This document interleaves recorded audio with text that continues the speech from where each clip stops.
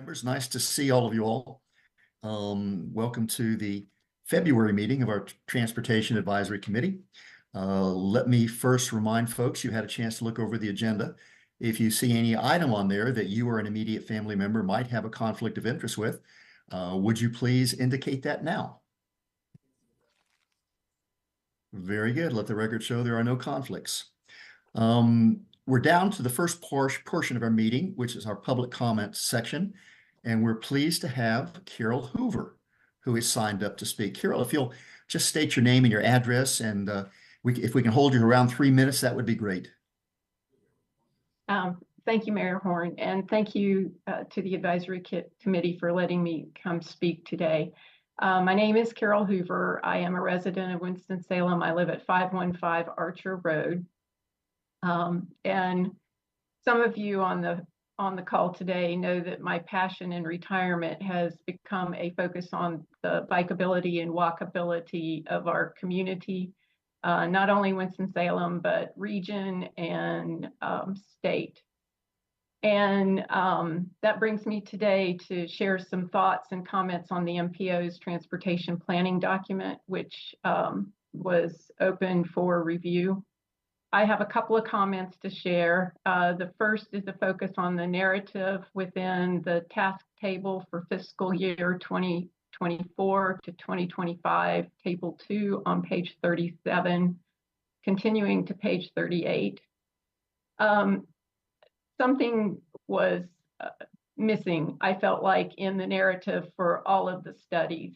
I know that those are just a summary of each of those studies, but one in particular actually pointed out the movement of pedestrians and bikes as part of that study, but the rest of them had nothing listed at all for the movement of pedestrians, cyclists, or other forms of active transportation. And I just felt the need to say that it would be nice to see that listed in all of the studies. There were two in particular that jumped out at me. The first was the Ransom Road and Polo Road intersection, which specifically called out aimed at improving the movement of safety of vehicles. Again, no comments about the pedestrians or the bicyclists there. And it is at an intersection where there is a church, an elementary school, and a recreation center that are just down the street from that. So I think it would be good to consider adding that to the summaries in the future so that when those studies begin, that is definitely incorporated in. Quick comment also on the Glen High Road extension. That too did not say anything about sidewalks being added, only a 2-lane divided median roadway. So that was another one that really jumped out at me. Moving on to a second comment, it would be on page 40 under task code 442700. There, you're looking for, I think, suggestions, or you make suggestions on the fact that, or it talks about public participation. And I would just like to offer up that if you are looking for public participation in any studies or review of studies in the future, that you could easily reach out to any advocacy groups or citizen advisory groups. The only reason that I saw this particular document was because I was doing a Google search and ran across the document, which caused me then to review it. Other than that, I wouldn't have known to review it. And I do serve on one of the advisory groups for the city and would be happy to review plans anytime, or our other committee members would as well. So I ask that maybe in the future that be added so that you can reach out to them each time to see if there are any comments. Thank you, Mayor Horn. Very good. Thank you, Jerome. And thank you for being an advocate for pedestrians and bicyclists. I think it's important that we hear your voices. I believe Kelly has already taken into consideration your last, I believe, point that you made to broaden our community participation for some of our requests for comment. And I think she's nodding, so I know that's in there. I'm sure staff will take a very close look at your other comments and see how we can incorporate the feasibility of incorporating those into future studies. But thank you very much for being here today. Thank you. Sure. Very good. Members, we will be, as a reminder, we'll be voting by roll call today. And Kelly, I believe, will be taking the roll. So as we move through the items, she'll call your name. And if you're awake, please say yes. Very good. One note on our meeting minutes, and we've changed Mike Lane's name to Mark Lane, and we've moved him back to Rural Hall, which I believe is where he is from. So Mark, we have you in the right place in the right town with the right name now. So we've made those corrections to our minutes. Very good. Thank you so much. Yes, sir. Members, are there any other corrections or revisions to the minutes at this time? Kelly? Chairman, we have to do roll call to open the meeting. Oh, to see who's there. I see who's here. Thank you. Very good. If you'd like to do roll call to see who's here. Thank you. Yes, sir. Mr. Clark? Here. Ms. Adams? Here. Mr. McIntosh? Here. Mr. Bessie? Here. Mr. Brandon? Here. Mr. Rocket? Here. Mr. Taylor? Here. Mr. Apple? Here. Mr. Horn? Here. Miss Edwards? She's here, still having issues with audio. Okay. Mr. Mark Lane? Here. Mr. Hutchins? Mr. Hutchins? Yes, I'm here. Oh, thank you. And Mr. Morris? Yeah, I'm here. Miss Finney? Yes, I'm here. Mr. Willie Clark? Yeah. Have I missed anybody? Did we get everyone? And Tyler Bowles is here as well. Yes, sir. I have you down just as a non-voting member. Oh, thank you. Very good. Thank you, members. So proceeding where we left off before that brief commercial, you all have received your minutes. If you have any corrections or review or additions to make, that would be appropriate to do so at this time. If not, we'll entertain a motion to adopt our minutes from last meeting. So moved, Motion. Mr. Chairman. Second, Adams. Mr. Apple makes the motion. Ms. Adams makes the second. Any discussion? All those in favor, please say aye. Aye. Aye. I can't do that again. Kelly, would you please call the roll? Mr. Clark? Aye. Miss Adams? Yes. Mr. McIntosh? Aye. Mr. Bessie? Aye. Mr. Brandon? Yes. Mr. Rocket? Aye. Mr. Taylor? Aye. Mr. Apple? Aye. Mr. Horn? Aye. Miss Edwards, if her sound is working? Still not working, but yes. Okay. Mr. Mark Lane? Yes. Aye. Mr. Hutchins? Yes. Miss Finney? Yes. Mr. Morris? Yes. And Mr. Willie Clark? Yes. Thank you, members. That appears to be unanimous. John, you have our first item for consideration. Good afternoon, Chairman Horn and TAC committee members. This action item before you are amendments and modifications to the Winston-Salem Urban Area MPO's 2024-2033 Metropolitan Transportation Improvement Program. These are a total of 13 projects consisting of 6 MPO projects and 7 statewide projects that were included in the attached item in handout. This item was presented at the January TAC meeting as an information item and was subject to a 30-day public review that ran from January 8th to February 8th. I'll entertain any questions. Any question for John on the amendments? Not entertain a motion, please. Move Clark. Second, Brandon. Mr. Clark makes the motion. Mr. Brandon makes the second. Any discussion? Kelly, please say aye. Mr. Clark made the motion. Ms. Adams, Yes. Mr. McIntosh, Aye. Mr. Bessie, Aye.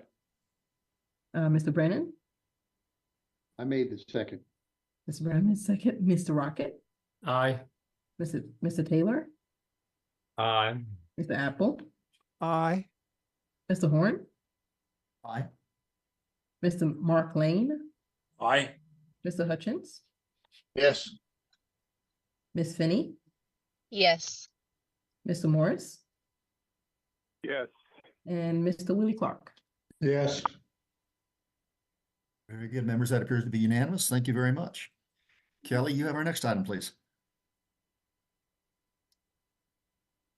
Yes, good afternoon. Chairman, processes are being handled within the NPO and to certify that they are being done in accordance with all applicable provisions of the law.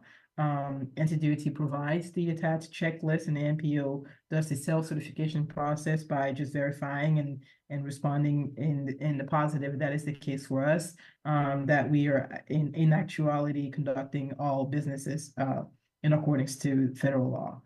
In the fall of 2020, we were reviewed by Federal Highway Administration and by FTA, and it was determined at the time that the NPO was conducting all transportation processes and were found to be carrying all these processes in substantial compliance by the federal government. So the checklist is attached to your packet. This item is up for action at this meeting. Very good. Any questions for Kelly? John, I think you have your hand up. Is that for a comment? On your screen.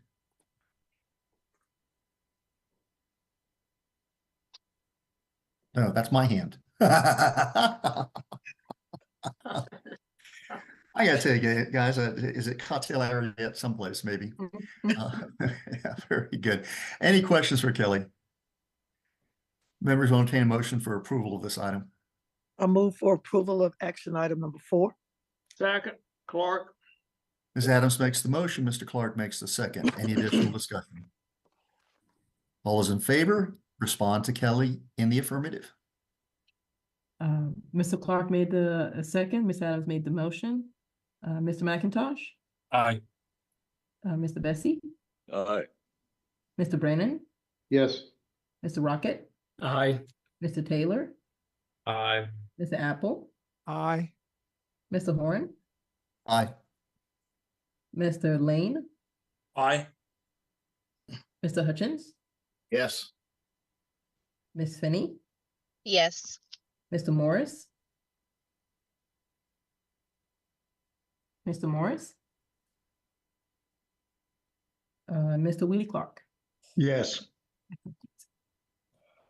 Thank you, members. That appears to be unanimous. Ridwana, you have the next item for us. Good afternoon, Mayor Horn and members of the TAC.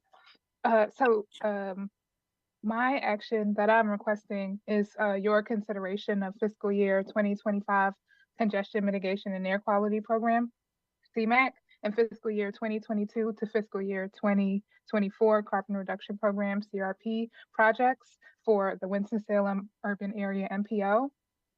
So the CMAQ program funds transportation projects that help achieve and maintain national standards for criteria air pollutants, and it's based on the Clean Air Act. And the Carbon Reduction Program funds projects that reduce on-road emissions of carbon dioxide, and that was established by the Bipartisan Infrastructure Law. So this call for projects programs a total of about $3.8 million across those two programs, and approximately 47.8% of that is from fiscal year 2025 CMAQ funding, and about 52.2% of that is from fiscal year 2022, 23, and 24 CRP funding.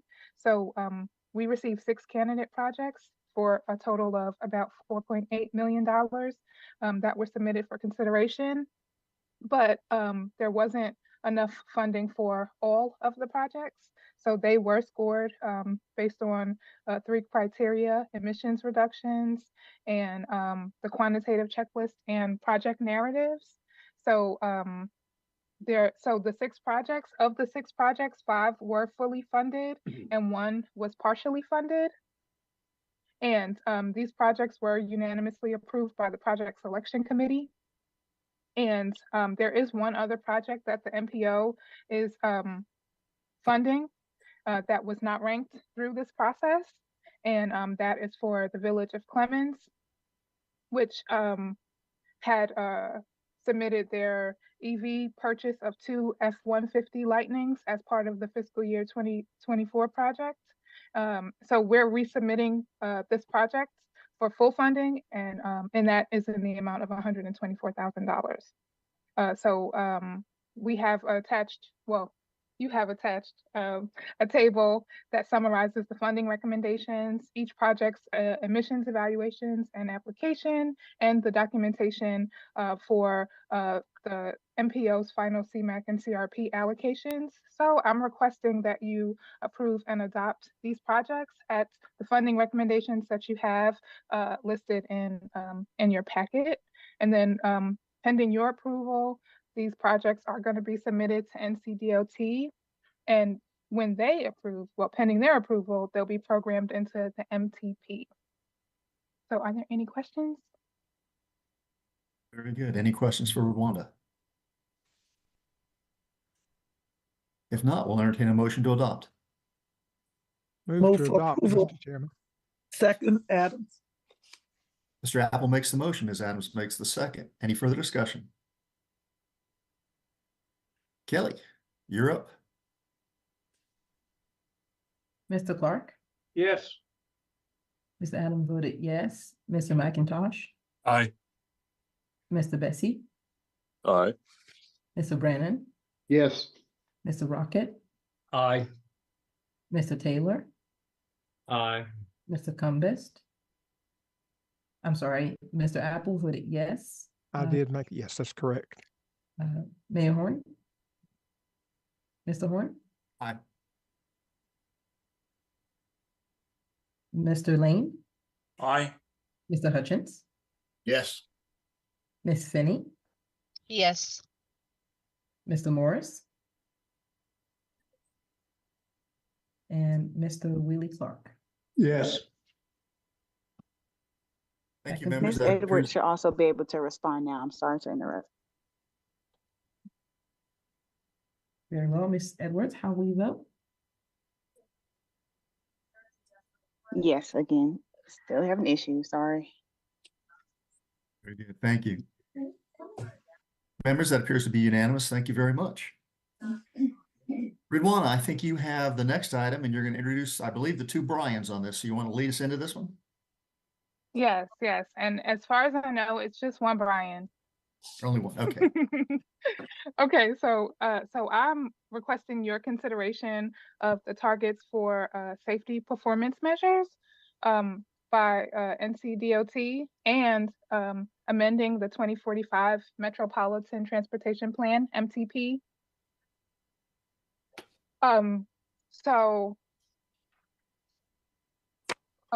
So Brian, hold on one second. I'm gonna go through these goals real quick, and then you can get started. So by 2024, by December 31st, 2024, the goals and targets include to reduce total fatalities by 25.73%, to reduce the fatality rate by 27.11%, to reduce total serious injuries by 34.27%, to reduce the serious injury rate by 35.8%, and to reduce the total non-motorized fatalities and serious injuries by 33.27%. So these targets are attached to the MTP, and you should have them in your packets. So I'm asking that you adopt these safety targets and amend the MTP. So we have a very special guest with us, Brian Murphy from NCDOT. So any questions that you have, you can save for Brian. Thank you.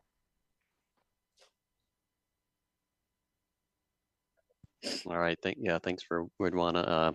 Yeah, just one Brian here today. Appreciate the opportunity to talk with you a bit about traffic safety data trends and some of the performance measures that Ridwana just mentioned as well. So my intention is to kind of at a broad level just go over some of the statewide data trends that are currently emerging, talk about what those look like within the Winston-Salem MPO boundary.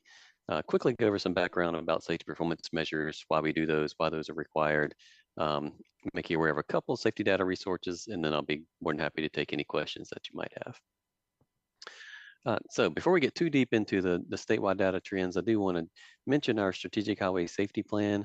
That's the visionary document at the state level that really sets the vision for how the state will tackle traffic safety issues. It's their MPO representation, RPO representation, municipal representation. As part of this plan, it's also multidisciplinary in that it looks at education, enforcement, also infrastructure. But each cycle that this plan is developed, and it's currently, we're renewing this right now, there's a goal that's set. And so the current goal that we're working under is to reduce all fatalities and serious injuries by half by 2035, moving towards zero by 2050. And you are aware already that that is a very aggressive goal, and you're probably also aware that some of these numbers are trending in a direction that we would not like. So before we get into some of the specific traffic safety measures, I do want to just frame that discussion just a bit. One thing that kind of leads into that is our state population. Obviously, you all are aware that we're a growing state. If you look at the last 15 years, we've added about 2 million in population. Obviously, our state boundary isn't getting any bigger. So the challenge is moving that increased number of people safely and efficiently within that same constraint. One of the ways that we measure activity on our system is through vehicle miles traveled. It's not a perfect measure of activity in that it doesn't consider that non-motorist activity, but it does do a good job at measuring motor vehicle activity on our system. So a couple things I'll point out here. One is you see the noticeable decrease there during the pandemic year of 2020. You also notice that the VMT has ramped back up to about where it was pre-pandemic at this point. The other thing to point out here is you'll notice that the rural VMT is represented in orange in this bar chart, and you'll notice that that's pretty static over time. The majority of our growth here is in our urban areas. So getting into some of those safety-specific metrics now, and not a lot of good news on this slide. Unfortunately, this is a look at fatalities over year by year, and you can see that we've been on an increasing trend. And then during the pandemic, things really kind of took off there as far as these fatality numbers. They're starting to come back down slightly. You'll see all of these charts have some of the preliminary 2023 numbers as well.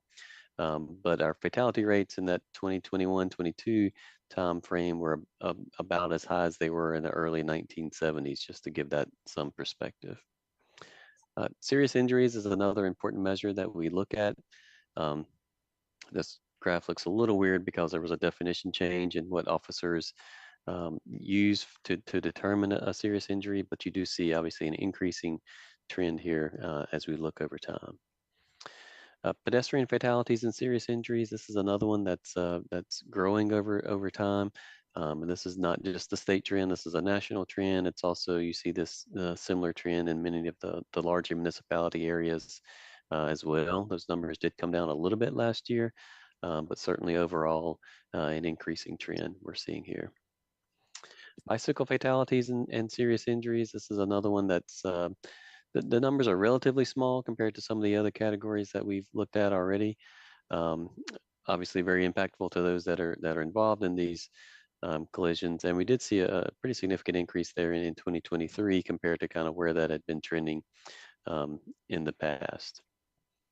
And then reported crashes, a couple things to point out here. I wouldn't say this is a critical measure. It is something that we certainly monitor, and again, a couple of things to point out here. This tends to trend very closely with VMT. So you did see kind of that decrease there in the pandemic years. And then as activity on our system increased, so did the number of collisions. So the other thing to point out here is just the sheer magnitude of these numbers. So 300,000 of these events on our public roadways each year. There's just a lot of public resources that are tied up in responding to these events from a law enforcement perspective. Obviously, you often have fire and EMS that are involved. And then you also have impacts to the public because of queues that develop as part of these collisions. So a lot of public resources involved in these. So just the sheer magnitude of these is a challenge. Okay, so quickly kind of transition and show what some of these same trends look like within your specific MPO boundary. I'll spend a couple extra seconds here on this chart just because they're all set up similarly afterwards. So the statewide numbers will always be in orange and the Winston-Salem MPO numbers will always be in blue. And really, I just want to kind of just hit at a high level on kind of how your numbers may be trending compared to the state, and then maybe point out just some level of magnitude type thing. So as far as VMT, vehicle miles traveled, you're trending very closely there with the state. Certainly saw that significant decrease during the pandemic year, and then very quickly saw that rebound to close to what it was pre-pandemic. Reported crashes, so again, trending very closely with the state, and just from a scale perspective, about 15,000 or so of these events within your MPO boundary each year. Fatalities per year, again, overall trending upward, I'd say, and about 40 to 60 of these events within your MPO boundary per year. Serious type injuries, again, upward trend, even accounting for the change in serious definition there. So about 250 of these events within your MPO boundary. And then non-motorized fatalities and serious injuries are primarily bicycle and pedestrian fatalities and serious injuries. So pretty significant growth here if we're looking at this in your MPO area as well. So about 40 of these events per year in your MPO area. And then looking at just reported pedestrian crashes, these tend to trend a little bit differently than the serious injuries ones. These are a little bit flatter, but so about 130 or so reported pedestrian crashes within your MPO area annually. And then just to kind of close out this section, looking at a couple of these that are more kind of behavior related as well. And so alcohol involved fatalities and serious injuries, that's something that we've seen an increase at here in the state level. Certainly seen an increase here within your MPO boundary as well, if we're looking at kind of trends over time. Speed involved is another one that we've seen pretty significant increases in here at the state level. Similar trend here, I'd say, looking at your MPO boundary, so about 50 or so of these speed involved fatalities and serious injuries per year. And then unbelted fatalities and serious injury. This is one we've seen, more than double at the state level. Similar experience here within your MPO. So you guys were at about 20 of these 10 years ago and close to 60 now. So this one's a little troubling. Every time I see these numbers, I pause a bit. But obviously, we're not doing enough to get the message out that wearing a seatbelt does have a significant impact on the outcome of injuries you may result from a collision. And then just wanted to kind of show you a little bit of, just to give you a sense of kind of where crashes are occurring at within your MPO boundary. This chart just shows those crash numbers and fatal and serious injury numbers by town. You'll see that next to last row there indicates the frequency of these events in rural areas.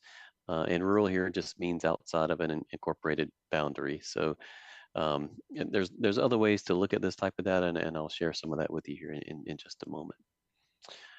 So switching gears here a little bit of background on safety performance measures. Redwana kind of gave you the intro here, but a little bit of background on why we set these, why these are required.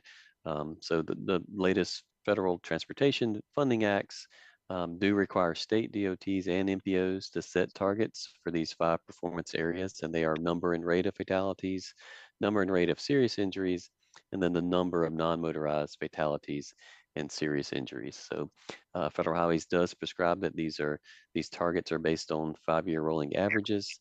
The targets are for a specific calendar year, and as you're aware, this is an exercise that we go through yearly. So the state must report their targets by August 31st to Federal Highways. The MPO must report theirs by the end of February.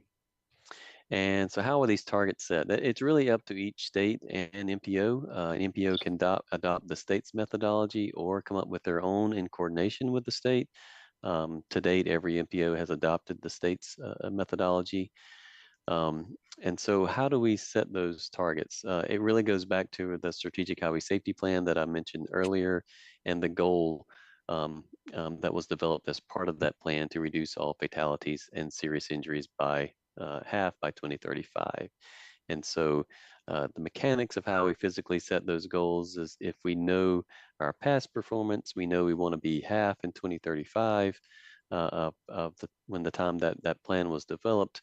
We can do some math and figure out where we need to be number-wise each year in order to be making steady progress toward that goal of reducing these by half. So that's essentially how those safety performance metrics are determined. So assessment. So the Federal Highway does assess each state DOT as to whether they met or made significant progress towards safety targets. We had a recent assessment in 2023. Our next one should be coming here in the next couple of months.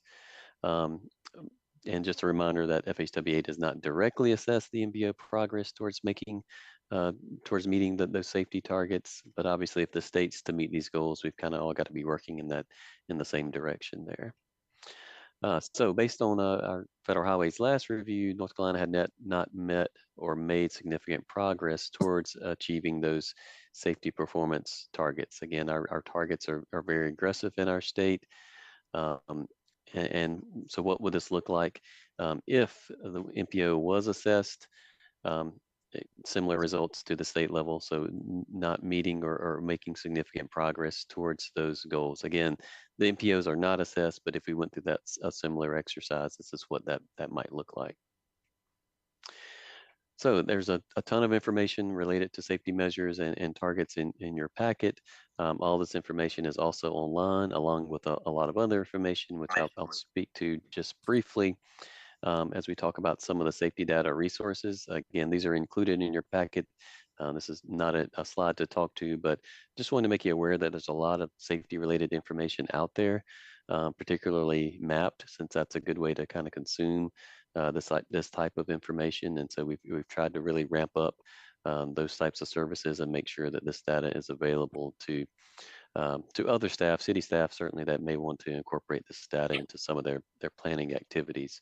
I'll hit on just a couple of these resources just to kind of give you a sense of what these might look like. So one that we often get asked about is where are our safety projects? Where are we spending our safety specific funds?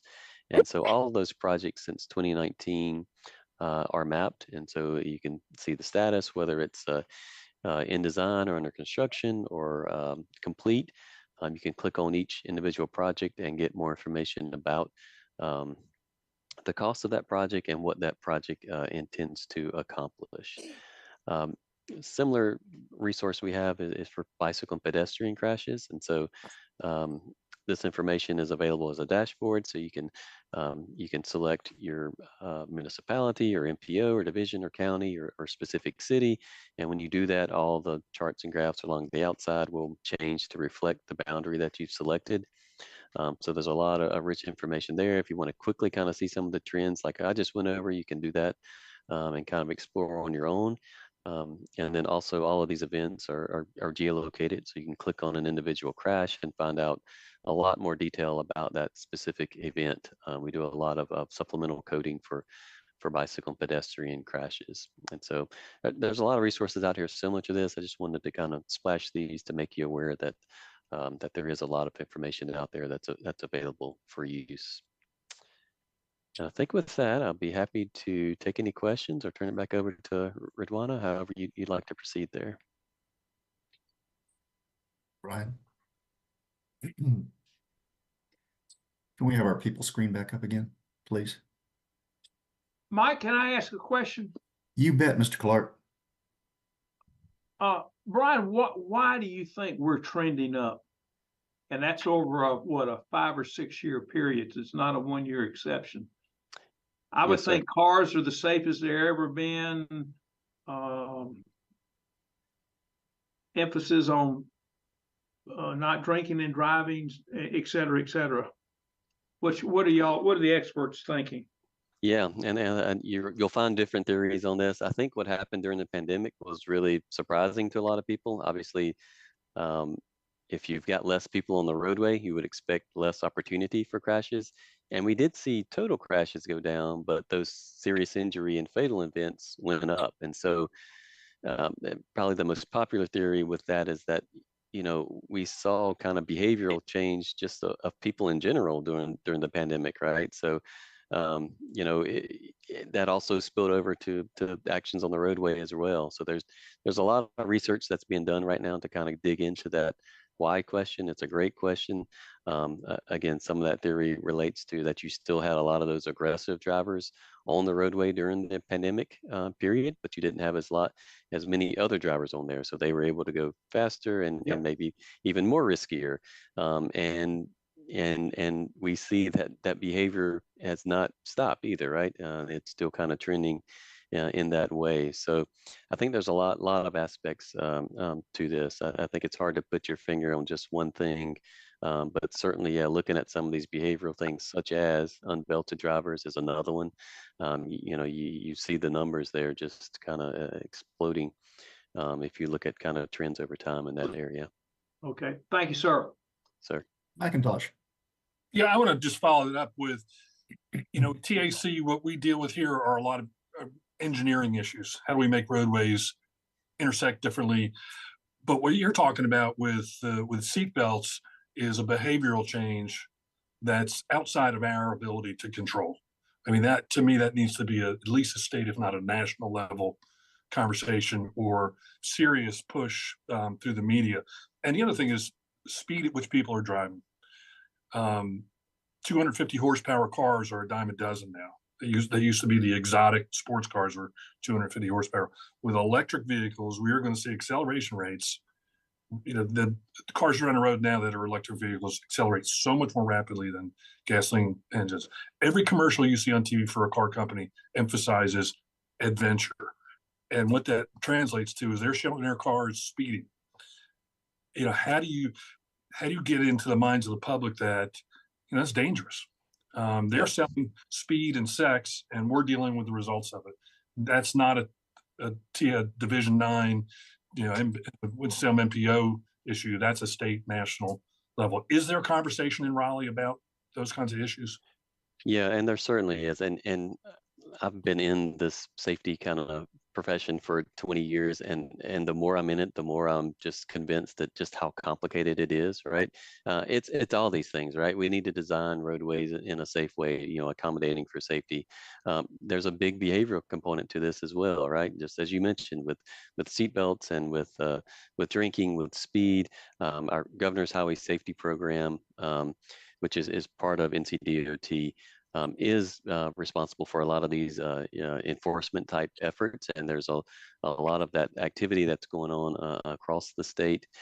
And yes, you touched on this too. There's some challenges with some of the electric vehicles, and they're heavier. They're, like you said, they've got faster acceleration rates, and so it's a complicated thing. I think it's going to take kind of all of this working together. There's you kind of hit on this maybe indirectly, but this kind of safety culture as well, right? That's a big part of it, right? You look at some of these countries that are going the opposite direction of us, and that's a big part of it, right? You don't drink and drive in those countries because the penalties are so severe that you just don't take that chance. So I think, again, it's a very complicated issue. I think, again, the safety culture, I think, is a big part that I think you'll hear more attention given to because of some of the trends that we're seeing. Great questions, great points. Thanks.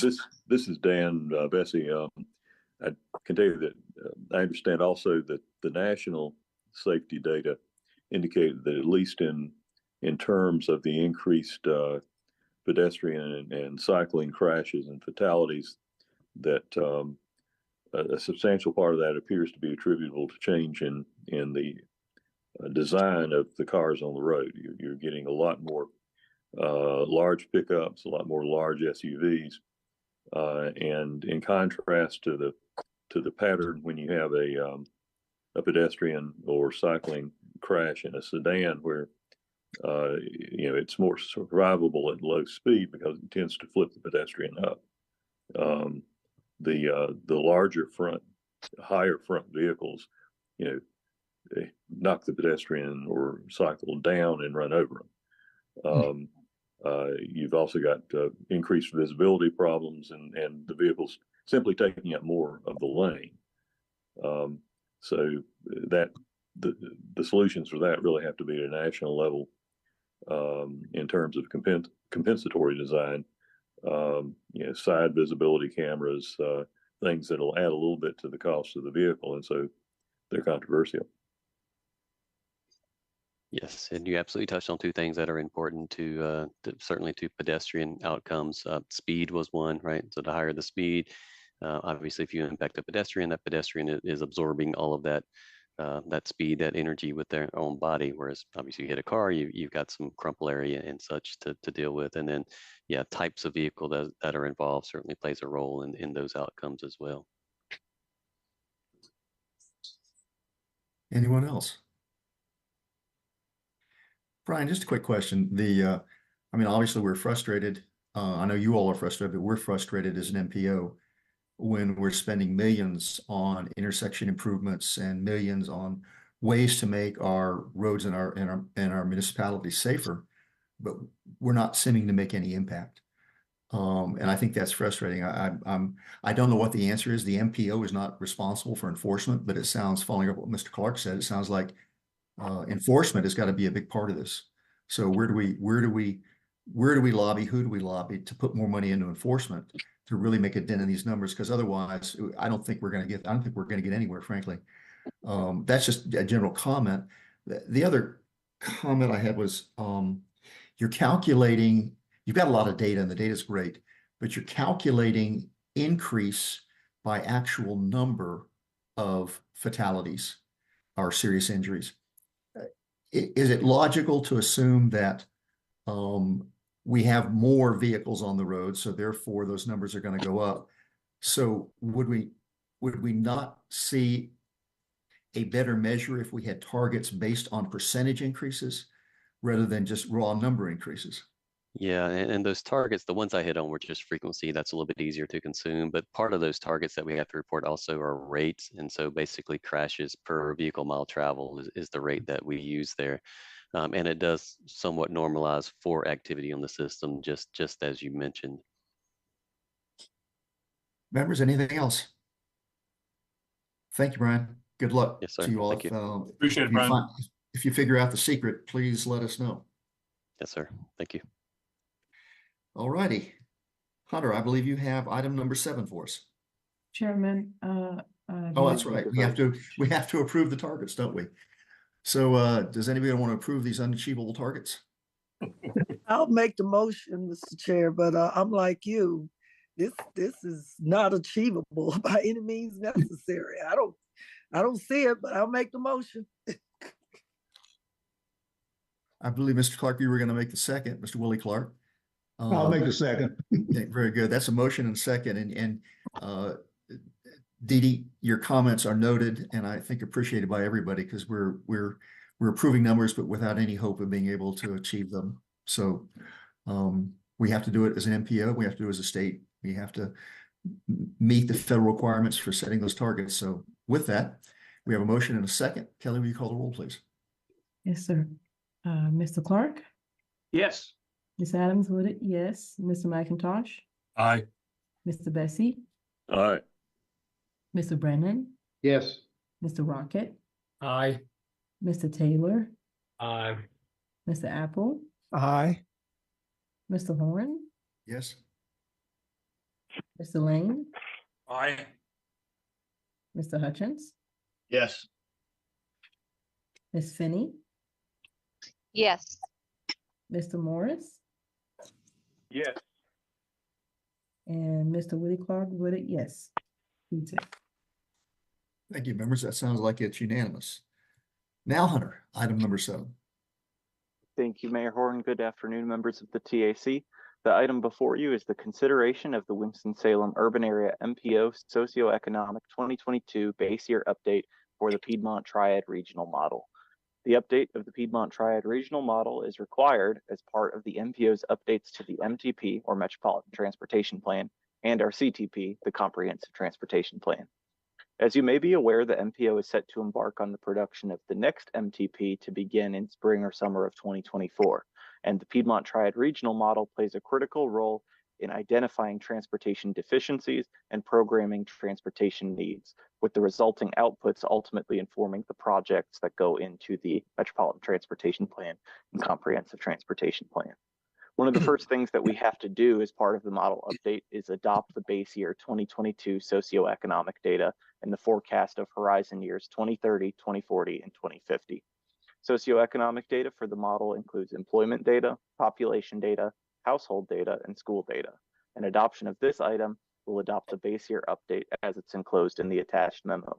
The enclosed memo was prepared by our colleagues at Piedmont Authority for Regional Transportation, and we have a guest here, Mr. Scott Ryan, actually a member of the TAC, Scott Ryan, here to present today about the SE data and the role of the Piedmont Triad Regional Model in our transportation planning process.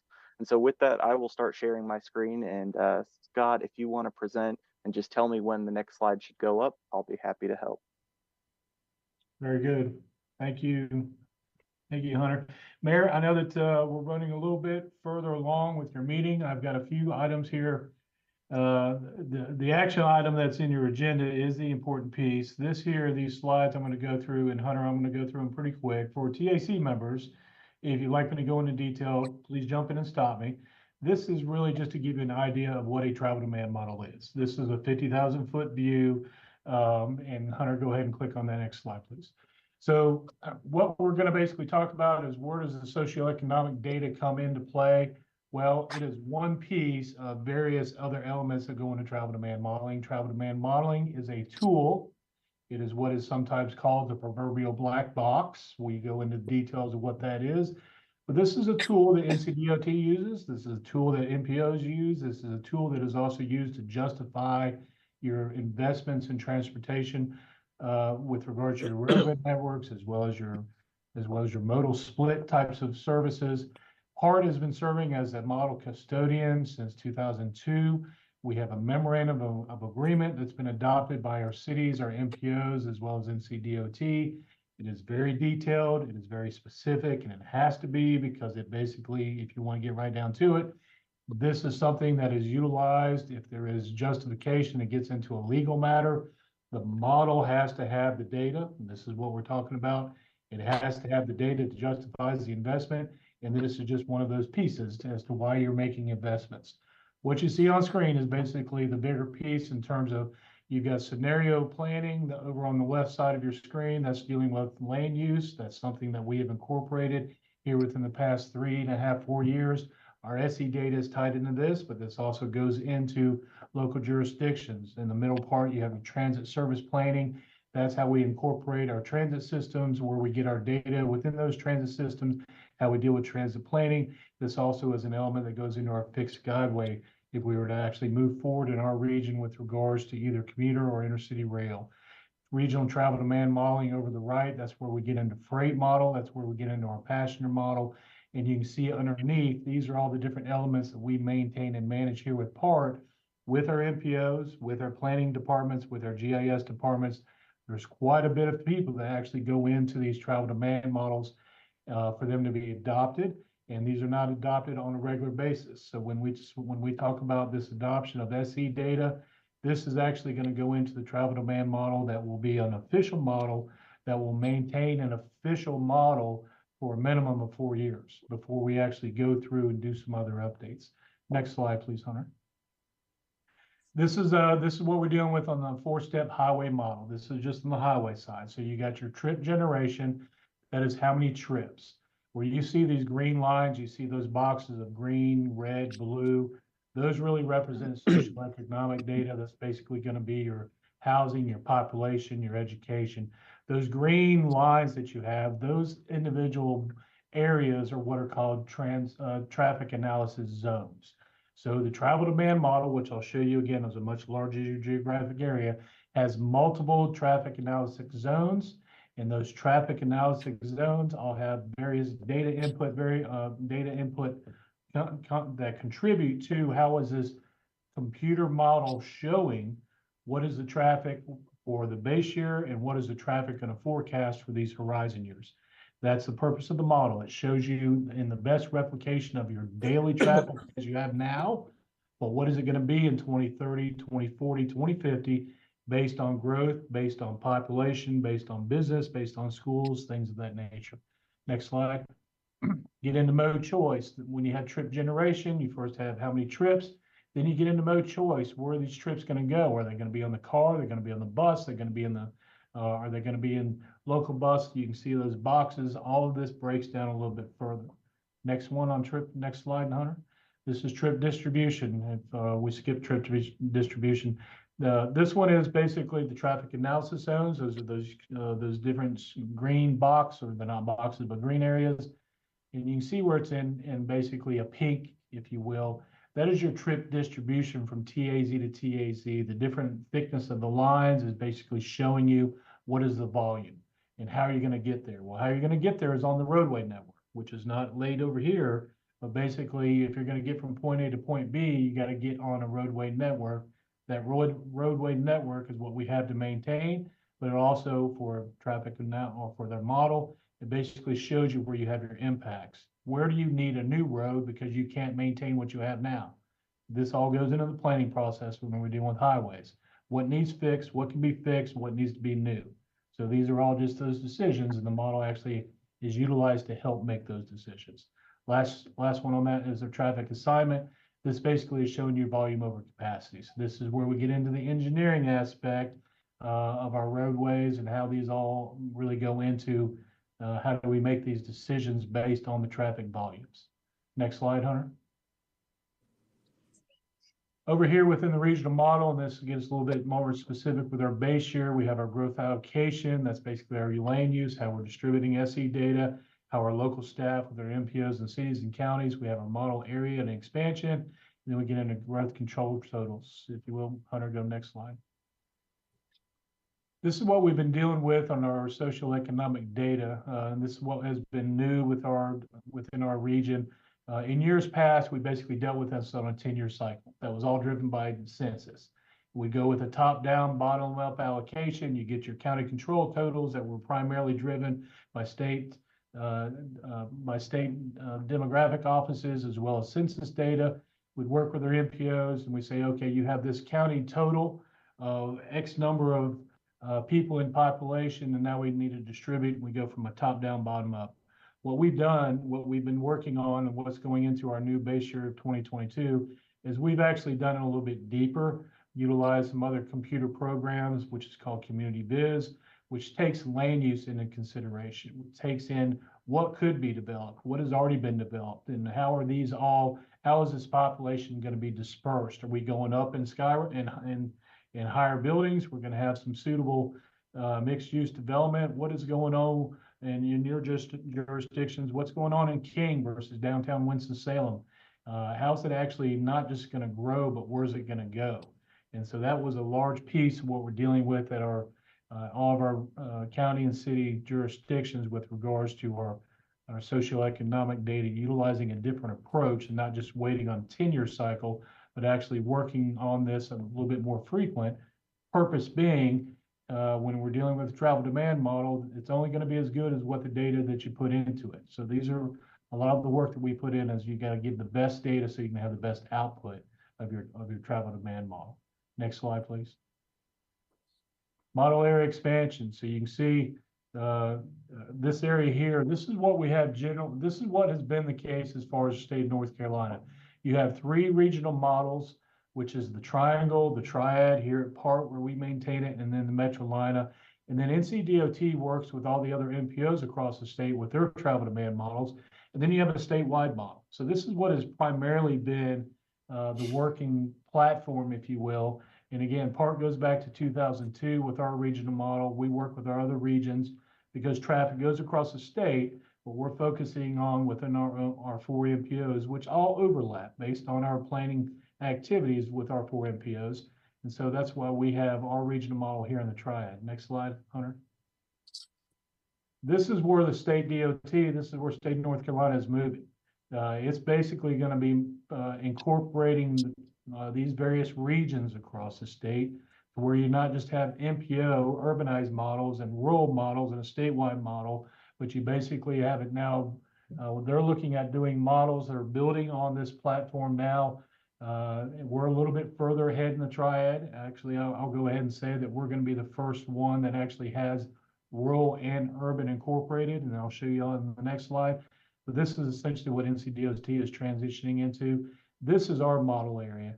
If you can see the MPOs, if you can see the green line that's going around Winston-Salem and Guilford and Burlington and down in Davidson County for the High Point MPO, that is what we've had now in our model. That is what we recognize as version 5.2 of our travel demand model. We are incorporating this rural area that you see in our Brown County, or the counties colored in brown. That's what we're building up onto the model platform that we have now, which will be 6.0. Why is that? Well, quite honestly, we have lots of people that are traveling all over from rural to urban and vice versa. We have our planning boundaries, the MPOs, as well as the rural activities with regards to travel behavior. And so this modeling is actually just going to give us a better reflection of the in and out and through movement that we have in our entire region. We're not specifically right here at the Piedmont Triad. As you can see, we don't have Montgomery County, but we're pretty close with recognizing that the model for the Piedmont Triad is our full county representation of our Piedmont Triad footprint. Next slide.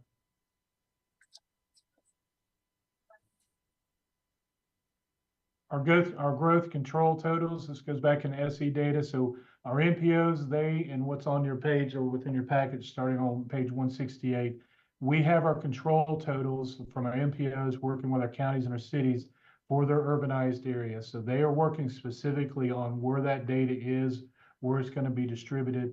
We will work with NCDOT on those rural areas, but you can see that we have MPOs that have their involvement, and then we have rural areas that will have their involvement with regards to population employment. And the county control totals, again, that all needs to be documented as far as where did it come from. And a lot of that, when we say where does it come from, it all has to be basically substantiated that it's correct in data that is accessible, like census, like the state departments that manage our population employment data. Next slide. And then our growth totals, and Hunter, you can do the next slide as well. Go back one. So you can see our MPO areas, and the reason that we're showing this is that we have there's some work that goes into these growth control totals. So as for example, Winston-Salem, you have part of your planning boundaries, part of your metropolitan planning area that goes up into Stokes County.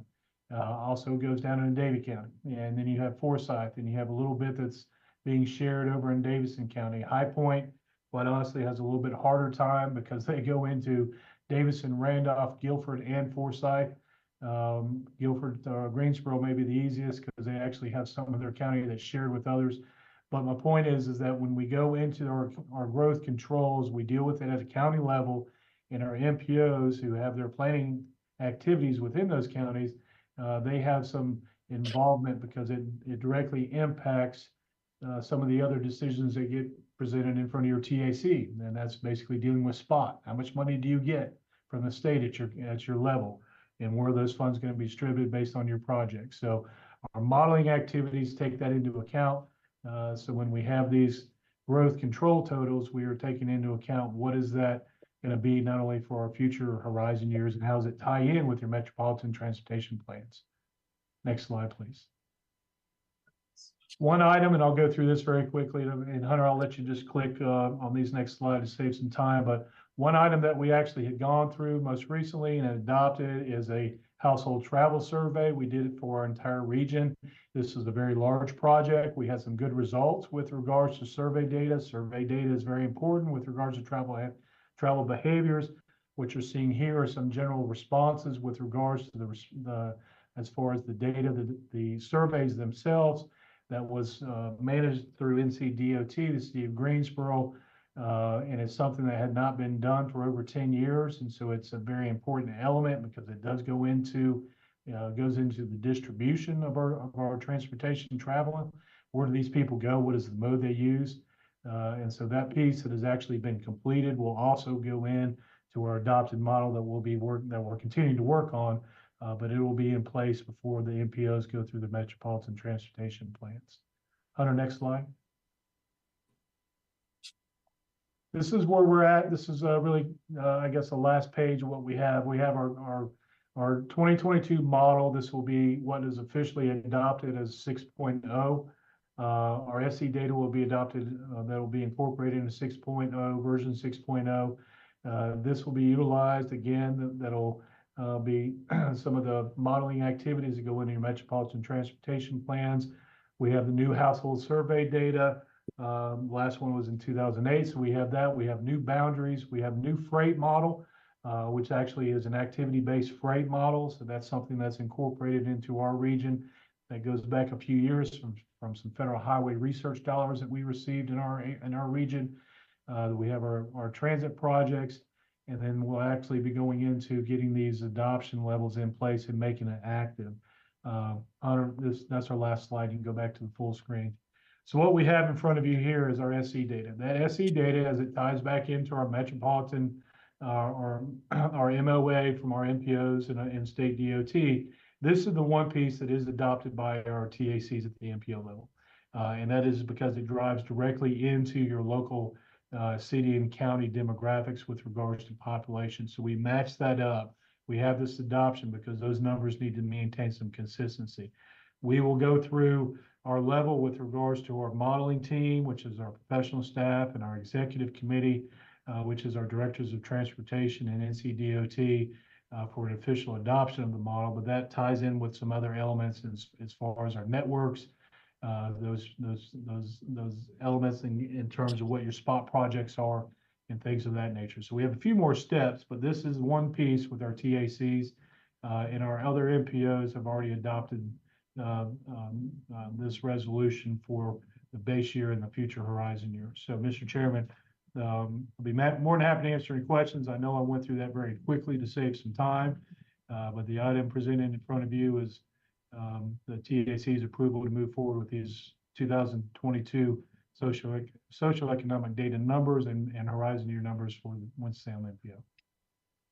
Scott, thanks a lot. It was a great presentation, but in 25 words or less, can you tell us what we will be using this data for? It is official population, employment, and school data that goes into the travel demand model, which is the official model for highway planning within our MPO areas of the Triad. Is that a funding component of that? Is that a project allocation? How does that translate into action? It is one input variable that actually goes into the computer model that runs these scenarios or runs the actual travel demand computer model. So it is just one piece. So it is a very important piece, but it's just one piece that goes into the overall input variables for operating the travel demand model itself. Thank you. Members, any questions for Scott? Scott, this data goes into scoring decisions when it comes to funding? No, actually it doesn't. I mean, it's a good question, Jeff. It's the spot will be the piece that goes in with that. So what is the most important piece? It will actually show it gives the best replication of what your travel activities are. So that's the important piece with the socioeconomic data, because the other piece that we've not talked about that does not get adopted is something that we deal with on a regular basis, your traffic counts, right? You talked about your crash data. Okay, well that data goes into those intersections and what is the volume over capacity and all those types of things. So it's one piece of multiple pieces that goes into this travel demand model, but it is a very important piece. That's why we bring it up in front of the TACs, because when it's adopted, it's going to be a few years before it gets updated again. Got it. Thank you. Any other questions? Members will entertain a motion to adopt this as our baseline data. Move approval. This is Bessie. Second, McIntosh. Mr. Bessie makes the motion. Mr. McIntosh makes the second. Any additional discussion? Kelly? Mr. Clark, Yes. Ms. Adams, Yes. Mr. McIntosh voted yes, Mr. Bessie voted yes. Mr. Brandon, Yes. Mr. Rocket, Aye. I believe Mr. Taylor has left, Mr. Apple, Yes. Mr. Horn, Yes. Yes. Mr. Lane, Yes. Mr. Hutchins. Yes. I think Miss Finney has left. Mr. Morris, Yes. Mr. Willie Clark. Yes. I think that concludes it. Very good. Thank you, members. That's unanimous of those still in attendance. Hunter, you have a final item for action today. Yes, sir. The item in front of you is a consideration of a request to transfer allocated STBG or Surface Transportation Block Grant funds from project HL0016 to projects BL0020 and EB5956 and amend the MTIP or Metropolitan Transportation Improvement Program accordingly. In previous calls for DA through the MPO, the TAC has authorized programming funds for multiple projects within the town of Walkertown, and that includes project HL0016, the Pine Hall Road / Main Street Intersection Improvement Project, BL0020, the Depot Street Sidewalk, and EB5956, the Sullivan Town Road Multi-Use Path Project. What this item asks you to do is adopt a resolution that will allow for the reallocation of $492,000 currently programmed towards HL0016 and split it in equal amounts of $246,000 each to BL0020 and EB5956. Adoption of this resolution will amend our MTIP accordingly. Happy to answer any questions. Are there any questions? All righty, entertain a motion, please. Motion to approve Wesley Hutchins, Town of Walkertown. Second, McIntosh. Mr. Hutchins makes the motion. Mr. McIntosh makes the second. Any discussion? Kelly, you're up. Mr. Clark, Yes. Miss Adams, Yes. Mr. McIntosh voted yes, Mr. Bessie, Yes. Mr. Brennan, Yes. Mr. Rocket, Yes. Mr. Apple, Yes. Mr. Horn, Yes. and Mr. Lane, Yes. Mr. Hutchins voted yes, Mr. Morris, Yes. and Mr. Willie Clark. Yes. That concludes it. Very good. Thank you. That's unanimous from the members present. Ladies and gentlemen, I'm going to take just as briefly as I can. This last action item that we took into consideration illustrates a point that I think all of us are going to be facing, and that's the increasing costs of projects. We're finding the cost of P&E, the cost of right-of-way acquisition, the cost of construction is not just doubling, it's quadrupling, and sometimes even higher than that. We have a real situation where in our current structure process, we are considering future projects along with requests for supplemental funding, which means that nobody's really getting a fair shake to get a project completed. So while this is really a heads up to members, unless there is an objection, staff is going to be working over the next month or two to develop a suggested new process for how we consider our call for projects, as well as the process that we as staff can use to help municipalities through that process. Currently, we have, I think, 35 funded projects in our MPO. 20 of them are in the move. 15 of them aren't even out of the ground yet. The implications of this is we have a lot of money tied up that's not being used, that's being eaten away by inflation. So what we want to try to do is look for a way to address that, make it easier for municipalities to do their planning, their funding when they get projects started, and more than anything else, how to project and fund the matches that they have for so many of the projects. That's a real cliff notes of what we're going to be coming back with. I'll entertain questions, but I think more than anything else in May meeting is when we'll have the most questions on it for you all to review. But I didn't want to surprise you in May by staff coming forward with something that I think is going to really be an incredibly positive change to the way that we're currently reviewing and funding projects.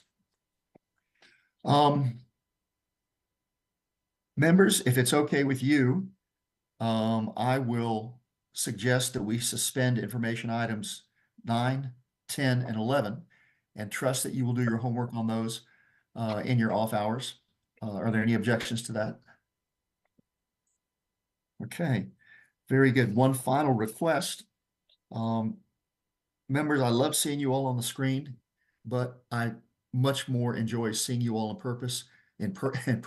person. I think the interaction we have in person, the way we can work through projects, we can have questions, the way that we can be part of a group that's making decisions on millions and millions and millions of dollars of road funds can be best done occasionally by us establishing those relationships and getting to know each other. So what I'd like to suggest is that we have 3 meetings a year that we do in person. We'll do the remainder on the Zooms, but the meetings for May, for November, and for January. January, of course, we need to do because that's when we do the election of officers and a number of things, but add the 2 in-person meetings in May. This May will be an important one when we talk about the new process, and then again in November. If there's no objections, committee members, I'd like to go ahead and formalize that as into our meeting schedule. Any objections? I move for approval. Very good, very good. Well, it doesn't require a motion or a second, but thank you, Dee Dee. That's a great one. So with Dee Dee's blessing, that's what we're going to do. Any other questions, real quickly? If not, members, thank you so much. We have our meeting. Just one shameless plug. Yes, your ma'am. ethics, if you wouldn't mind filing your ethics, they are due by April 15th. And if you have any questions, if you need any help, I'm happy to help. Just give me a call and I'll work with you on those. What was the name of that form again? It's now you asked, I don't remember. I will resend it. Okay. It's our ethics form. Ethics Robert, form. we'll get it sent back. Okay, the ethics form. Yeah. And that's important, folks. I know it doesn't take long to go through it, but it's important that you do. Yeah. All righty. So our next meeting is March 21st. If there are no other comments or discussions, I'm trying to think, is Cindy still on with us? Cindy, Yeah, on pages I'm here. on pages 253 to 255, you'll find a list of acronyms. We expect you to have those memorized by your next meeting, and you'll be tested on them. Other than that, members, again, thank you so much for taking time out of your day. I know we're all very busy. We do important work here. Thank you all for consideration. Can we entertain a motion to adjourn, please? So moved. Move. Second. I think Mr. McIntosh makes the motion. Ms. Adams makes the second. We don't have to call the roll, do we? No. Just a thumbs up. Very good, members. Thanks, folks. We'll see you all in March. We're Good adjourned. meeting, Mike. Thank you.